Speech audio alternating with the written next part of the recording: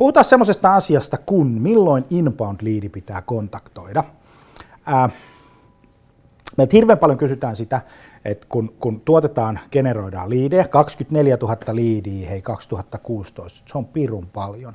Ja se tulee siitä, että 39 asiakasta, jokainen keskimäärin 50 liidiä per kuukausi. Se kertaa 12, se on 24 000, pikkasen alle, mutta siellä niin kuin summis mennään. No niin, no sitten se seuraava kysymys, ja nyt sä kysyt sitten, että kuinka paljon siellä on MQN-liidejä, eli hyvin laadukkaita liidejä.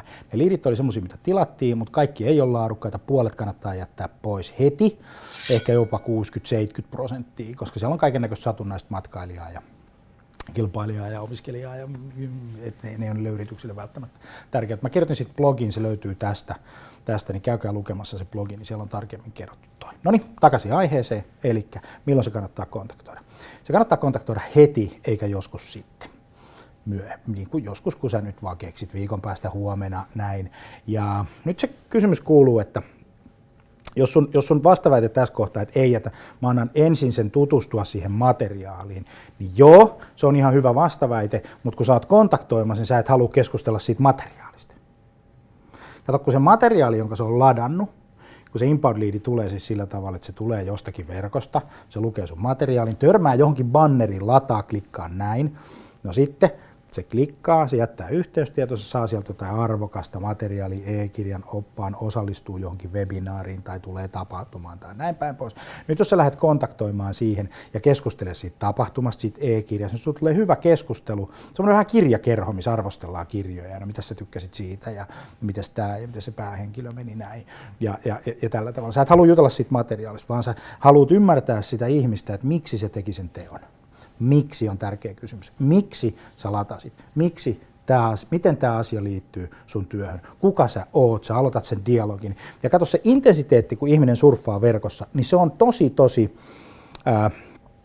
tiheää ja se on keskittynyt siihen verkossa.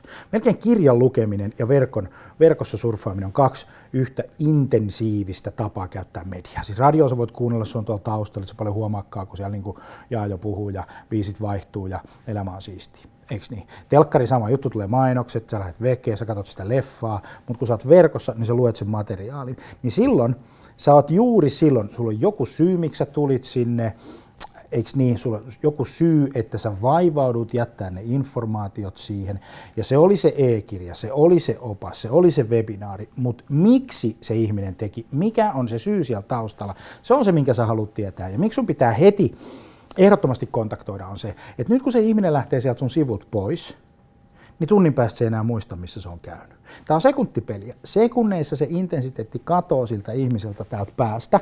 Jos sä soitat sille huomenna, niin se sanoo, joo, mikähän siinä olikin se systeemi, niin sä et enää saa sitä välttämättä kiinni ja sen jälkeen se valahtaa. Inbound-liidit on laadukkaita, koska siinä on se intensiteetti mukana, mutta sä itse omalla toiminnassa voit sössiä sen menemällä siihen väärällä viestillä tai väärään aikaan. Oikea aika on se, että kun se ihminen on siellä sivulla. Mä kerron sulle esimerkki. Mä kuulun tämmöiseen myheritage.com sukututkimuspalveluun verkossa. myheritage.com, käy katsoa, se on hauska. Siellä eri suvut törmäilee toisiinsa ja sä voit tutkia, että kuka oli sun mummon, äidin, isän, veljen, vaimon, siskon, kaiman, kummin, mikä ikinä tahansa. Mutta siis se tekee sulle sinne siis sun suvun ja sun vaimo ja miehen ja tyttöystävä ja poikaystävä ja kaikkien suvut. Noniin, mä en ole hirveän aktiivinen käyttäjä, mutta yksi lauantai-aamu kävin siellä sitten viime kesänä.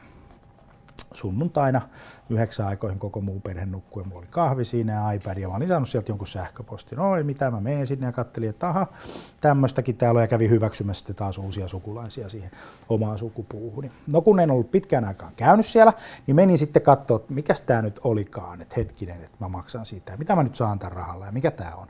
No ne kaverit siellä toisella puolella näki, että okei, nyt se Jani tuli sinne ja nyt se Aaltonen pyörii siellä.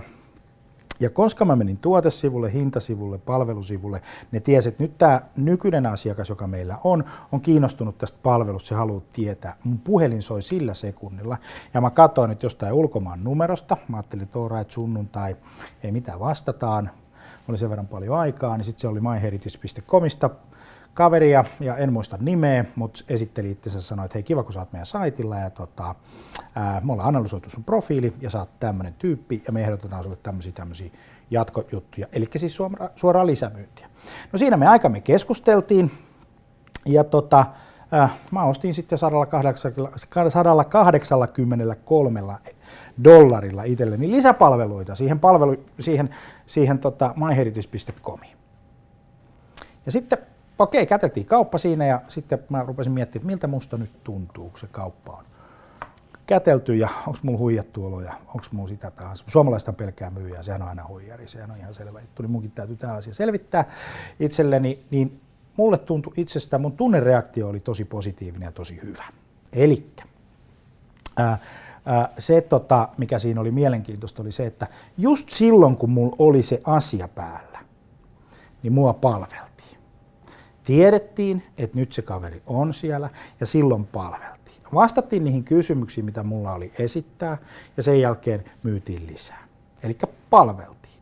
Tarvittiin vieläkin parempi palvelu, tosin totta kai arvoa vastaan. Jos se kaveri olisi soittanut mulle tunnin päästä tai huomenna tai ylihuomenna tai viikon päästä, niin mä olisin asiakkaana kokenut sen tosi häiritseväksi. Miksi sä soitat mulle? Joo, mä oon jo teidän asiakas. Ei mua tiedä, että sä kiinnostat tää. Mutta kun mulla oli se aikaikkuna auki ja mun intensiteetti oli mukana siinä jutussa, niin mun kanssa oli helpompi keskustella. Tää sama asia koskee sua, sun asiakkaita ja sun kykyä kontaktoida inbound-liidejä.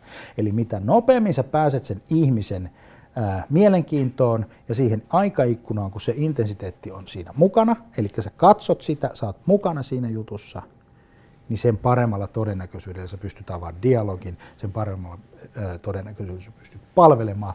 Ja mä sanon, että 99,25% suomalaisista yrityksistä ei toimi tällä tavalla. Se on harvojen joukko, joka kykenee rohkeasti palvelemaan sitä asiakasta silloin, kun se asiakas on siinä verkossa.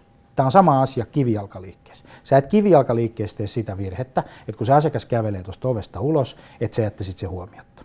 Niin miksi sitten sä tekisit sen verkossa? Sä voit miettiä sitä. Nähdään.